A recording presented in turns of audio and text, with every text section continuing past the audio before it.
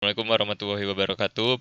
Perkenalkan, kami dari grup 1 pemrograman berorientasi objek kelas 01 yang beranggotakan Arif Saferman, Kevin Darmawan, Muhammad Alfi Aldo Leo, Muhammad Farhan Al-Masyur, dan Muhammad Salman Al-Farisi. Eh, Kami ingin mempresentasikan hasil dari program thread yang telah kami buat. Video ini dibuat untuk memenuhi salah satu tugas mata kuliah pemrograman berorientasi objek pada semester genap 2020-2021 di program studi S1 Teknik Komputer Fakultas Teknik Universitas Indonesia. Jadi, pertama-tama kita membuat sebuah kelas saving account. Jadi, saving account ini merupakan kelas yang akan menyimpan balance dan melakukan operasi terhadap balance tersebut. Jadi, pada kelas saving account ini akan terdapat variable balance dan dengan konstruktor jadi diminta untuk uh, ketika membuat kelas ini kita diminta untuk menentukan balance dari uh, yang dipunyai akun tersebut seperti itu. Jadi pada kelas ini terdapat dua metode yaitu withdraw dan deposit. Pada withdraw kita akan uh, mengeluarkan. Jadi kalau di bank itu contohnya transfer atau mengambil duit. Nah, ketika seseorang mengambil duit dan menyatakan duit tersebut yang diambilnya adalah negatif, maka program akan mengeluarkan illegal argument exception. Jadi karena untuk mengeluarkan uang negatif itu tidak memungkinkan. Atau uh, kalau misalnya yang dikeluarkan juga uh, lebih dari balance yang kita miliki saat ini.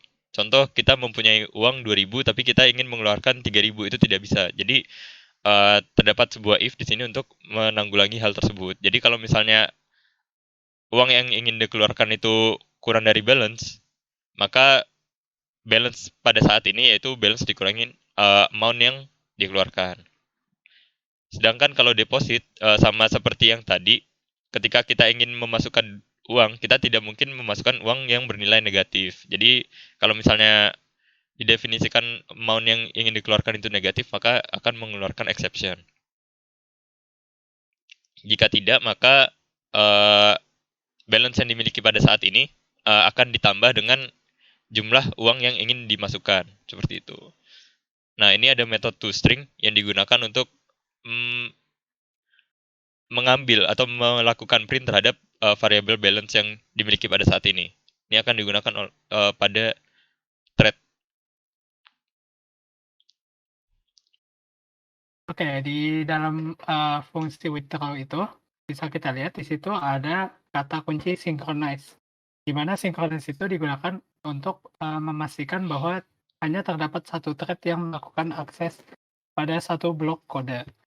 Nah, apa perbedaannya synchronize itu ketika ditaruh di dalam dan di luar if? Jika ditaruhnya di luar if, maka klausa if yang mengecek apakah amount kurang dari sama dengan balance itu akan termasuk synchronize. Sedangkan jika dia di dalam if-nya, maka dia uh, tidak termasuk ke dalam blok synchronize tersebut. Nah, dampaknya ketika dia mengecek balance yang sedang ada pada di kelas tersebut, ada kondisi di mana ada satu thread yang sedang melakukan read, yang sedang mengecek nilai balance, namun bisa terjadi juga ada thread lain yang sedang mengubah nilai balance tersebut dan membuat program menjadi unpredictable. Nah, itu terjadi ketika sinkronisnya di dalam if.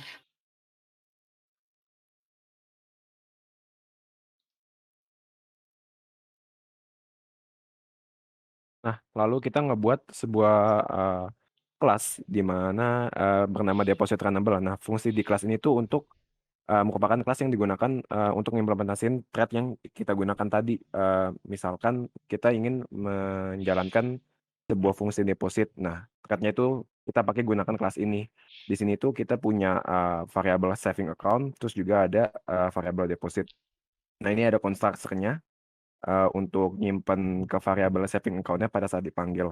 Lalu di sini kita juga ngebuat sebuah fungsi run yang di dalamnya itu ada sebuah looping. Nah, loopingnya itu tuh buat menentukan supaya programnya itu tuh bisa kelihatan unpredictable. Terus setelah di loopingnya selesai, nanti kita deposit variabel yang sudah terisi, lalu kita print out lah variabel saving account-nya. Begitu juga dengan withdraw, hampir mirip, fungsinya sama. Jadi nanti ketika dijalankan, for loop-nya itu akan kelihatan mana yang lebih duluan selesai di antara withdraw sama deposit runnable-nya.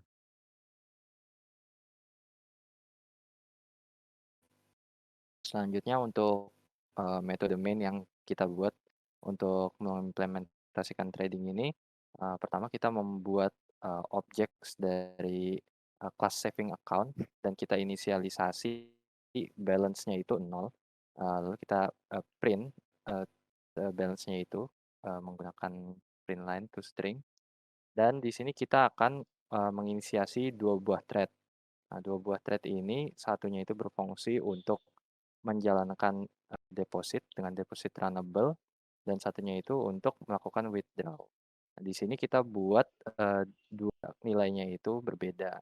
Yang depositnya itu 2000 dan yang withdrawnya itu nilainya 1000. Lalu di method main ini kita menginisialisasikan thread 1 yang deposit dan thread 2 dengan method start. Hasil dari running program kita itu berupa percobaan beberapa kali yang kita lakukan dengan menjalankan fungsi main-nya. Nah, di sini bisa kita lihat dari salah satu percobaannya, untuk case pertama, balance-nya 0, sesuai sama yang kita setting. Nah, setelah itu, program yang di case ini itu jalannya sesuai urutan yang ada di fungsi main-nya. Jadi yang pertama, dia melakukan deposit dulu, senilai 2000. Setelah itu, dia melakukan withdraw senilai 1000, makanya sisa balance di account itu 1000. Jadi sesuai untuk case yang pertama. Untuk case yang kedua, yang di bawahnya, balance-nya itu disetting ke 0, seperti urutan programnya.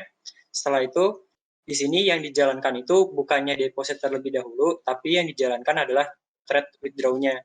Makanya nilai yang ke-print itu adalah 0, karena kalau misalnya withdraw, kondisi awal kan banknya itu 0.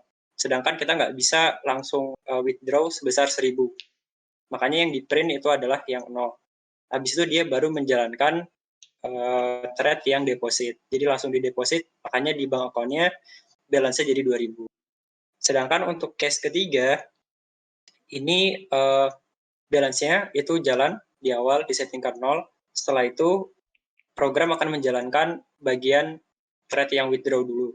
Nah, kenapa di sini hasil dari withdraw-nya itu sebesar 2000, ini ada di bagian dari thread-nya. Jadi karena bagian print line nilai balance pada thread itu dilakukan di luar synchronize, jadi dia tidak dijalankan secara berurutan. Makanya nilai yang di print itu adalah nilai yang depositnya di bagian withdraw. Jadi secara urutan thread yang dijalankan itu adalah thread withdraw terlebih.